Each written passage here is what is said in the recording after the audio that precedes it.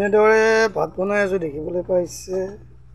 এয়া আপোনালোকৰ চাগে ভাগ্যত তেনেকুৱা পৰে নপৰে নাজানো, কিন্তু আমাৰ পৰি থাকে দেই।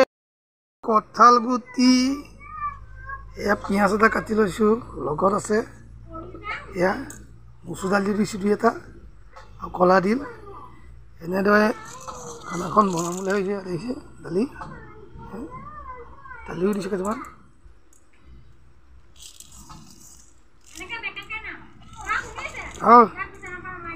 দালি দি আজি এনেদৰে এয়া দেখিবলৈ পাই ভাত হৈ গৈছে। কলা দিল আজি কেনেকৈ বনাই আপোনালোকক দেখুৱাম। কলা দিল স্বাস্থ্যৰ কাৰণে বহুত ভাল, খাব লাগে। আজি মানে কি জুইতে বনাবলৈ আহিছোঁ। এতিয়া কেৰাহীটো গৰম কৰি লৈছোঁ। ইয়াত তেল অকণ দি দিম।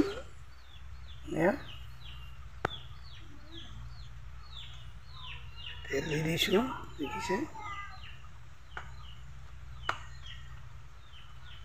তেল দিয়াৰ পিছত ই গৰম হোৱাৰ লগে লগে নহৰু আৰু পিঁয়াজ দি ধুনীয়াকৈ মছলা এখন বনাম। পিঁয়াজ দি দিছোঁ।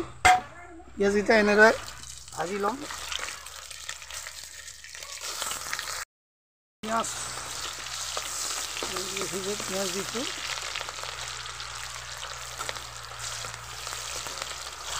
এনেকৈ পিঁয়াজখিনি অকণমান ভাজি লৈ মচুৰ দালি, কঁঠাল গুটি আৰু আলু দি দিছোঁ।